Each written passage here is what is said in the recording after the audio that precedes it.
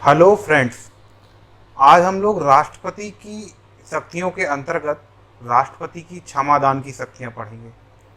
राष्ट्रपति की क्षमादान की शक्तियां जो कि अनुच्छेद 72 में डिस्कस हैं, उनको समझेंगे कि राष्ट्रपति किन मामलों में कैसे क्षमादान कर सकता है, आखिर उसकी शक्तियां क्या है, शक्तियों का उपयोग कब कर सकता है, क्या राष्ट्रपति की क्षमादान शक्तियों का रिव्यू सुप्रीम कोर्ट कर सकता है, जुडिशियल रिव्यू हो सकता है या नहीं हो सकता, कितने विस्तार तक राष्ट्रपति अपने क्षमादान की शक्तियों को यूज कर सकता है, किन किन कानूनों के अंतर्गत सजा मिलती है तब वो राष्ट्रपति अपनी क्षमादान की शक्तियों को यूज करता है। तो काफ़ी अच्छा टॉपिक है, आप लोग समझते जाइए। तो शुरुआत करते हैं। आप लोग जानते हैं कि भारत में जो न्याय व्यवस्था है वो एकल न्याय व्यवस्था है। एकल न्याय व्यवस्था का मतलब क्या है कि देश का एक सुप्रीम कोर्ट होगा। शुरुआत आपकी जिला स्तर पे होती है। अगर आपको किसी भी मामले में आपको फांसी मिलती है, फांसी की सज़ा जो सबसे बड़ी पनिशमेंट है भारत में, कैपिटल पनिशमेंट भी कहते हैं इसे। तो किसी भी मामले में जब आपको फांसी मिलती है तो सेशन कोर्ट से फांसी मिलती है। तो सेशन कोर्ट से फांसी मिलने के बाद जो इसका जो अपील होती है वो हाई कोर्ट में होती है, और हाई कोर्ट से जब फांसी पे अपनी मोहर लगा देता हाई कोर्ट, तो फिर इसकी अपील होती है सुप्रीम कोर्ट पे, और सुप्रीम कोर्ट भी इस फांसी पे अपनी मोहर लगा देता है, फांसी की सज़ा बरकरार रखता है। तब इसकी डाली जाती है रिव्यू पिटीशन, सुधारात्मक याचिका। और रिव्यू पिटीशन के बाद भी अगर सुप्रीम कोर्ट फांसी देता है तो इसके बाद एक उपचार और बचता है आरोपी के पास, वो होता है क्यूरेटिव पिटीशन। क्यूरेटिव पिटीशन का मतलब क्या है कि सुधारात्मक याचिका। सुधारात्मक याचिका का कॉन्सेप्ट 2002 में आया, रूपा हुर्रा वर्सेस अशोक हुर्रा के केस से। ये क्वेश्चन बहुत पूछा जाता है, इसलिए आप लोग लिख भी सकते हैं, रूपा हुर्रा वर्सेस अशोक हुर्रा। ये 2002 का केस था, और इस केस से ही सुधारात्मक याचिका का कॉन्सेप्ट आया था। सुधारात्मक याचिका, क्यूरेटिव पिटीशन,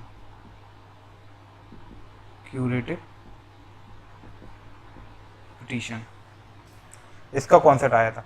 तो हम लोगों ने समझा भी, जैसे सबसे जिला स्तर पे जो आपका डिस्ट्रिक्ट लेवल पर है, डिस्ट्रिक्ट पे आपका सेशन कोर्ट,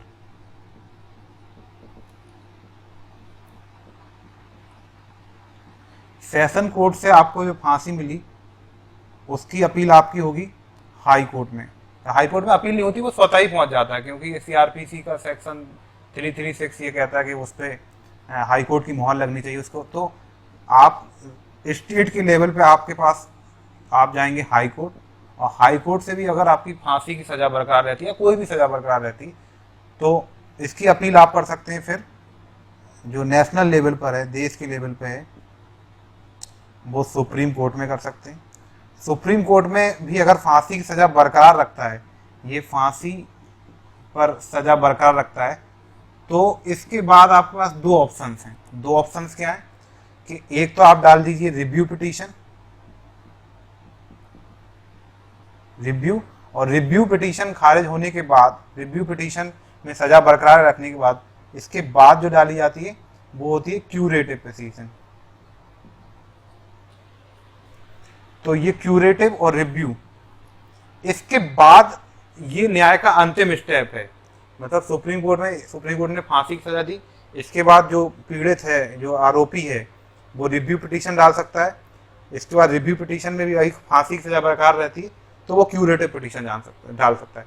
अभी आप लोगों ने इस मामले को बड़े अच्छे से समझा होगा, जब निर्भया मामले के 4 दोषी को फांसी दी जा रही थी और बार बार फांसी में उनकी देरी हो रही थी, तो वो देरी इसलिए हो रही थी कि उसमें 4 आरोपी थे, उस मामले में, और चारों आरोपी इस रिव्यू पिटीशन और क्यूरेटिव पिटीशन का बारी बारी से उपयोग कर रहे थे। तो न्याय का सिद्धांत यही कहता है कि जब तक कोई कैदी विचाराधीन है तब तक आप उसे फांसी नहीं दे सकते।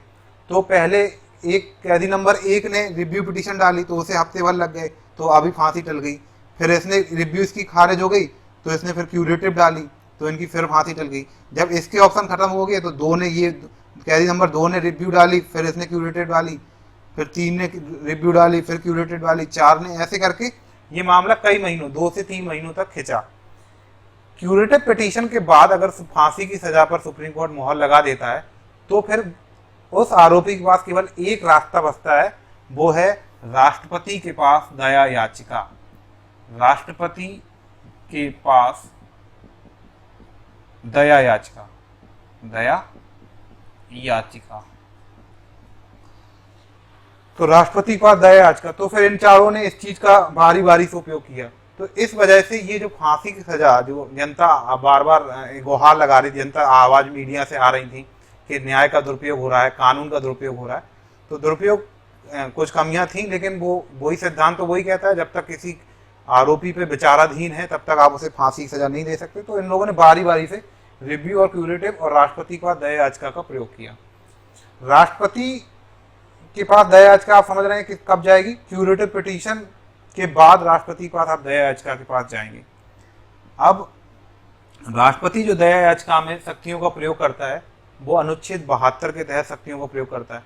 इसमें आरोपी को स्वयं नहीं जाना होता है, उसे बस एक कागज के माध्यम से आवेदन करना होता है, एप्लीकेशन करना होता है, और उसके आधार पर फिर राष्ट्रपति गृह मंत्रालय को कंसर्न भेजेगा, पर्टिकुलर उस राज्य को, जिस राज्य का है उस राज्य के गृह मंत्रालय को भी भेजा जाएगा, और फिर वहां से जब मंत्रिमंडल की सिफारिश आती है राष्ट्रपति के पास, तब वो उस मंत्रिमंडल की सिफारिश के आधार पर ही उस दया याचिका पर निर्णय लेगा। कई लोगों के पास ये क्वेश्चन बड़ा डाउटफुल रहता है और आंसर भी डाउटफुल देते हैं कि राष्ट्रपति के पास दया याचिका स्वीकार करने या खारिज करने का अधिकार है। ये यहाँ राष्ट्रपति के पास विवेकाधिकार नहीं है, वो अपने विवेक से नहीं करता है, मंत्रिमंडल की सिफारिश के आधार पर ही दया याचिकाओं पर राष्ट्रपति फैसला लेता है। जैसे कि निर्भया कांड के दोषियों की दया याचिका खारिज की राष्ट्रपति ने, तो इसमें राष्ट्रपति का रामनाथ कोविंद का कोई अपना विचार नहीं था, जो मंत्रिमंडल से, गृह मंत्रालय से जो सिफारिश मिली उसी के आधार पर उनकी याचिकाएं खारिज की गई। अब हम लोग समझते हैं कि राष्ट्रपति इन दया याचिकाओं में किस किस तरह की शक्तियों का प्रयोग कर सकता है, कैसी कैसी सजाओं को घटा सकता है, वो समझते हैं। साधारणतया लोग यही जानते हैं कि राष्ट्रपति मृत्युदंड को माफ कर सकता है। माफ करना ये राष्ट्रपति की क्षमादान की शक्ति का एक भाग है। वो अन्य भी शक्तियां अपना सकता है, वो किसी सजा पर रोक लगा सकता है, वो किसी सजा की अवधि बदल सकता है, वो किसी सजा की प्रकृति बदल सकता है। तो इन सबको हम लोग समझेंगे। तो राष्ट्रपति की जो क्षमादान की शक्तियां जो क्यूरेटिव पिटीशन के बाद पहुंची राष्ट्रपति तक, उनको हम लोग समझते हैं कि वो कौन कौन सी शक्तियों का प्रयोग करेगा जब वो क्षमादान की शक्तियों का प्रयोग कर रहा है। जनरली लोग यही जानते हैं कि वो केवल सजा, मृत्युदंड को माफ कर सकता है। सबसे पहले इन शक्तियों का प्रयोग करने से पहले हम ये समझते हैं कि राष्ट्रपति किन किन मामलों में क्षमादान की शक्तियां दे सकता है, कौन से मामले होंगे जिनमें वो क्षमादान की शक्तियों का प्रयोग कर सकता है। तो ये 3 मामले होते हैं, इन्हें समझिए। पहला, संघ सरकार के कानून के अंतर्गत सजा। अगर इसके अंतर्गत कोई केंद्र सरकार के अंतर्गत कानून के अंदर किसी व्यक्ति ने कोई अपराध किया है और उस पर कोई सजा मिली हुई है, तो राष्ट्रपति इस पर क्षमादान की शक्ति का प्रयोग कर सकता है। दूसरा, सैन्य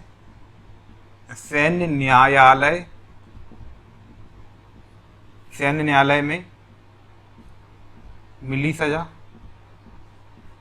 जो कोर्ट मार्शल होता है, सैन्य न्यायालय होते हैं, उनके मामले में जो सजा मिलती है उनमें भी राष्ट्रपति अपनी क्षमादान की शक्तियों का प्रयोग कर सकता है। और तीसरा, मृत्युदंड के मामले में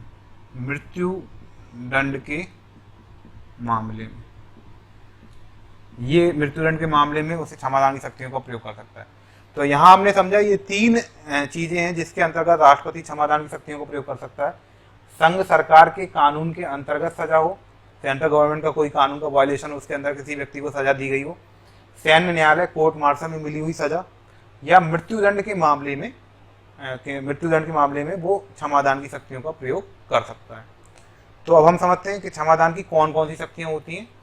और कैसे राष्ट्रपति इनका प्रयोग करता है।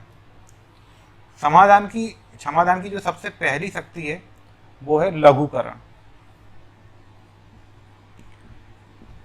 लघुकरण लघुकरण का सीधा मतलब है सजा की प्रकृति को बदलना, कम करना, सजा की प्रकृति को बदलना। यहां प्रकृति बदल जाती है, सजा की प्रकृति को बदलना। जैसे एग्जाम्पल में, जैसे मृत्यु दंड की सजा को आजीवन कारावास में बदलना, आजीवन कारावास में बदलना। तो जब किसी बड़ी सजा को कोई सी छोटी सजा में बदल दिया जाता है, लघुकरण कर दिया जाता है, उसकी प्रकृति को बदल दिया जाता है, तो हम लोग कहते हैं कि राष्ट्रपति ने अपनी लघुकरण शक्ति, क्षमादान में कौन सी शक्ति का प्रयोग किया? लघुकरण शक्ति का प्रयोग किया। अब हम सोचते हैं, दूसरी शक्ति देखते हैं, परिहार। परिहार में क्या है? परिहार में क्या है कि सजा की अवधि को बदलना, सजा की अवधि को बदलना, उसकी प्रकृति को चेंज किए हुए। तो इसमें क्या है? प्रकृति बदल गई है, तो इसमें क्या है? नेचर को बदले हुए, प्रकृति को बिना बदले हुए सजा कम करना। जैसे एग्जाम्पल में लिख सकते हैं हम लोग, 10 वर्ष के कठोर कारावास को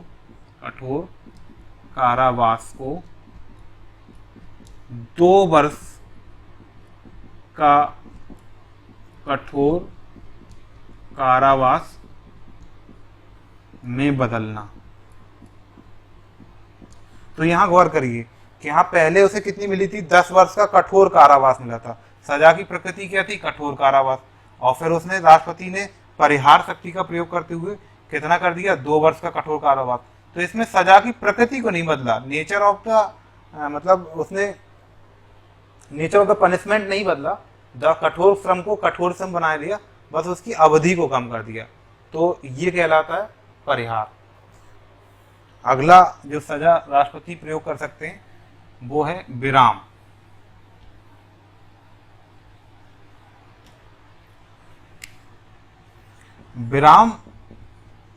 विराम को अपन लोग कहते हैं रेस्पाइट। रेस्पाइट मतलब इसमें क्या होता है? किसी विशेष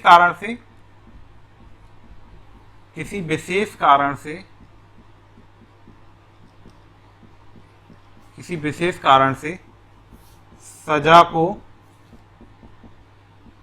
कम करना। अब विशेष कारण से मतलब जैसे कि जो अपराधी है उसे अपंगता हो गई है, अपंगता, विकलांग हो गया है, या दिव्यांग कहते हैं आजकल, अपंगता के कारण।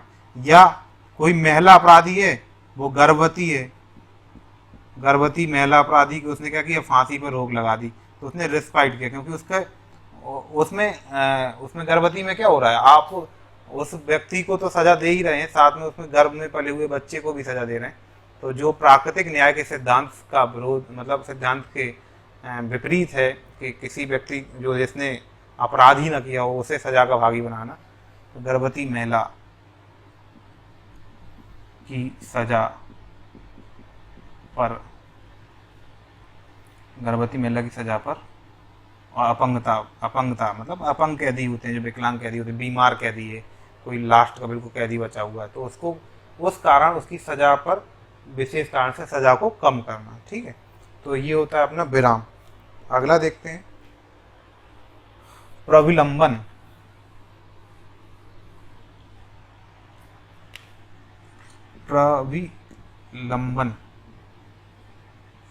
प्रविलंबन में क्या है कि सजा को कुछ देर के लिए टालना। सजा को कुछ देर के लिए टालना मतलब क्या है? इसमें प्रविलंबन क्या होता है? टालना। टालना किसको? सजा को। जैसे किसी को फांसी मिली हुई है, तो फांसी पर राष्ट्रपति ने कुछ देर के लिए क्या लगा दी? कुछ महीनों के लिए रोक लगा दी, ताकि वो अपना सब जो कोई अगर अपना याचिका अगर दायर करनी है, कुछ करना है या कोई काम करना है, तो कुछ समय के लिए। इसमें सजा खत्म नहीं हुई, इसमें सजा को टाला गया है। तो एग्जाम्पल में फांसी की सजा को टालना या कोई भी सजा को टालना, तो ये होती प्रविलंबन। अगली जो हमारी प्रकार है वो है क्षमा। यही कहलाती क्षमादान की शक्ति। इन सारी शक्तियों में ये आखिरी शक्ति है क्षमादान। तो क्षमा को हम लोग कहते हैं pardon, pardon power of the president. और पार्डन, ये क्षमा ऐसी शक्ति होती है जिसमें राष्ट्रपति इस शक्ति का प्रयोग करते हुए अपराध को पूर्ण माफ करता है। अपराध को पूर्ण माफ, अपराध को पूर्ण माफ।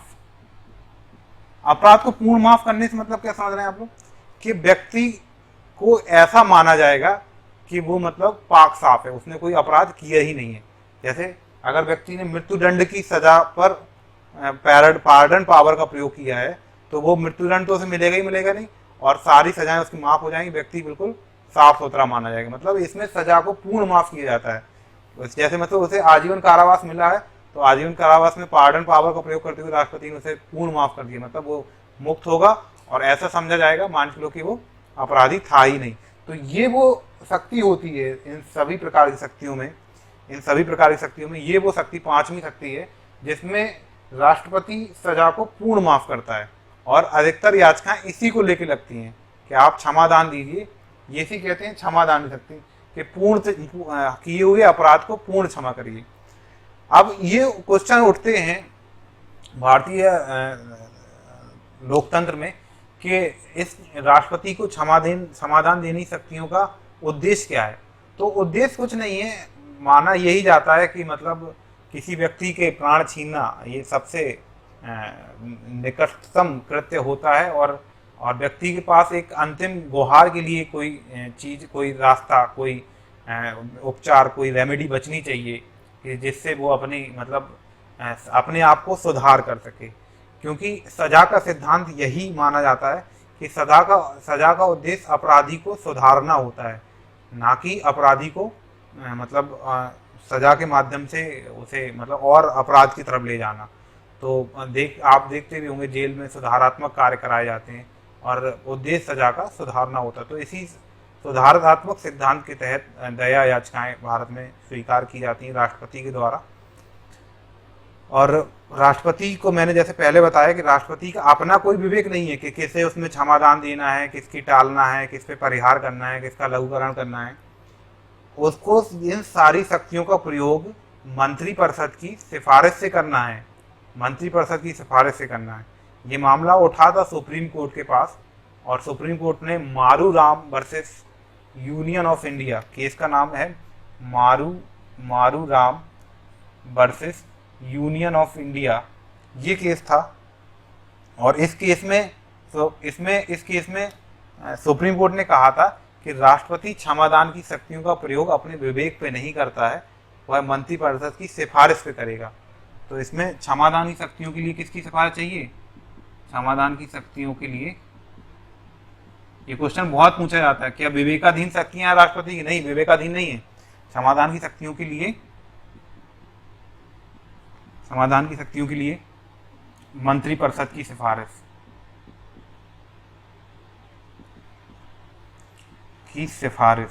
चाहिए। तो ये ध्यान रखेंगे आप लोग, ये क्वेश्चन बहुत आता है। और मारूराम वर्सेस यूनियन ऑफ इंडिया 1980 का केस था, उसमें ये क्वेश्चन उठा था, सुप्रीम कोर्ट में ये निर्णय दिया था। हम लोग सुप्रीम कोर्ट के निर्णय क्यों याद रखते हैं? हमें क्या लेना है इससे मारूराम से? तो मैं कई बार भी कह चुका हूँ कि संविधान में दी हुई शक्तियों में संशोधन करने की शक्ति संसद के पास होती है, लेकिन संविधान का संरक्षक या संविधान की व्याख्या कौन करेगा? जब कोई भाषा अस्पष्ट होगी या कहीं कुछ बात कोई बतानी है तो संविधान की व्याख्या करने की शक्ति किसके पास है? वो है सुप्रीम कोर्ट के पास। तो सुप्रीम कोर्ट व्याख्या कैसे कर देगा? जब उसके पास कोई केस जाएगा, कोई याचिका जाएगी तो उसकी व्याख्या करेगा। तो संविधान में व्याख्या करने का अधिकार, संविधान का संरक्षक, ये हमारे यहाँ कौन है? कस्टोडियन ऑफ द कॉन्स्टिट्यूशन, ये कौन है? ये हमारा सुप्रीम कोर्ट है। और संविधान में किसी भी तरह का संशोधन करने की पावर किसके पास है? वो पार्लियामेंट के पास है। आगे हम लोग ये पढ़ेंगे, ये पार्लियामेंट की पावर अनलिमिटेड नहीं है, इस पर भी बहुत सारे रिस्ट्रिक्शंस हैं। केशवानंद भारती का केस है, बेसिक स्ट्रक्चर का केस है, लेकिन अभी ये ध्यान रखिए। एक क्वेश्चन और उठता है कि जो भारत में फांसी की सजा, कई देशों ने विश्व में फांसी की सजा समाप्त कर दी है, और ये क्वेश्चन उठता है कि फांसी की सजा अंग्रेजों का बनाया हुआ नियम था, इसे बंद करना चाहिए, और ये संविधान के अनुच्छेद 21 का उल्लंघन करता है, प्राण एवं दैहिक स्वतंत्रता का उल्लंघन करता है। तो ये क्वेश्चन उठा। तो ये क्वेश्चन जब उठा सुप्रीम कोर्ट के मामले में, तो सुप्रीम कोर्ट का एक केस था बच्चन सिंह वर्सेस पंजाब राज। तो बच्चन सिंह वर्सेस पंजाब राज में सुप्रीम कोर्ट ने एक कथन कहा, और जो बहुत प्रसिद्ध है, कि मृत्युदंड की सजा विरलतम से विरलतम मामलों में दी जानी चाहिए, विरल से विरल मामलों में, मतलब रेयरेस्ट केस में दी जानी चाहिए। तो ये क्वेश्चन कई बार पूछा गया एग्जाम्स में कि ये वाली बात किस केस में कही गई थी कि मृत्युदंड की सजा विरलतम से विरलतम मामलों में दी जानी चाहिए, रेयर एंड रेयरेस्ट केस में दी जानी चाहिए। तो ये वाली बात कही गई थी बच्चन सिंह बनाम, ये आप लोग लिख सकते हैं, बच्चन सिंह, बहुत इंपॉर्टेंट केस है, बच्चन सिंह बनाम वर्सेस पंजाब राज।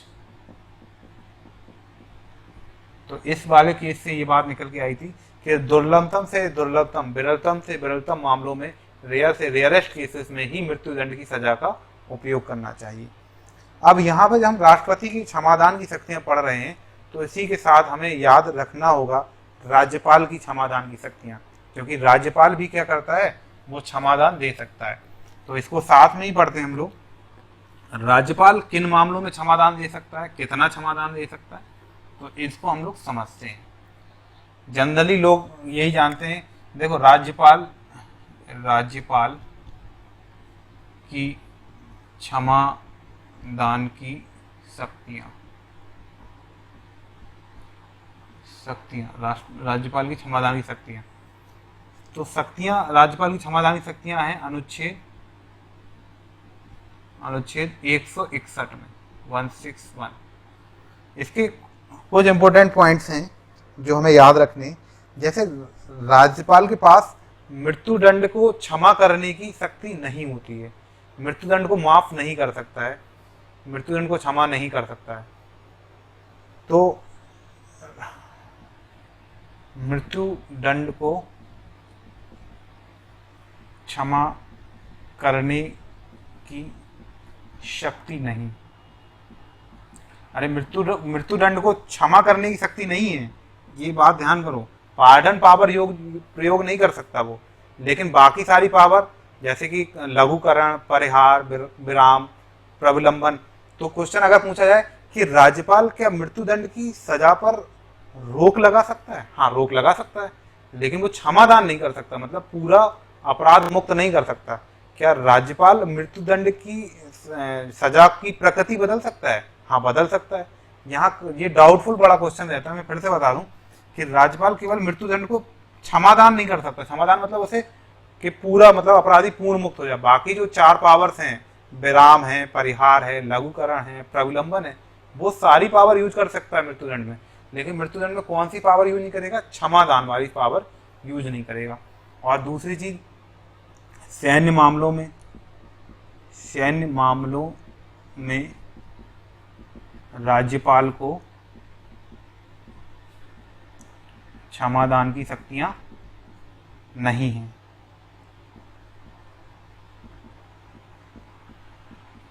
शक्तियां नहीं।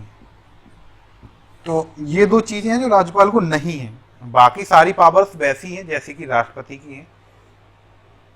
केवल राष्ट्रपति में जब हम लोगों ने लिखा था कि संघ सरकार द्वारा बनाए हुए कानूनों के अंतर्गत जो सजा मिलती है उस पर वो क्षमादान की शक्ति का प्रयोग कर सकता है, यहाँ राज्यपाल में वही चीज लिखेंगे कि इसमें राज्यपाल मतलब राज्य कानूनों के अंतर्गत मिली सजा पर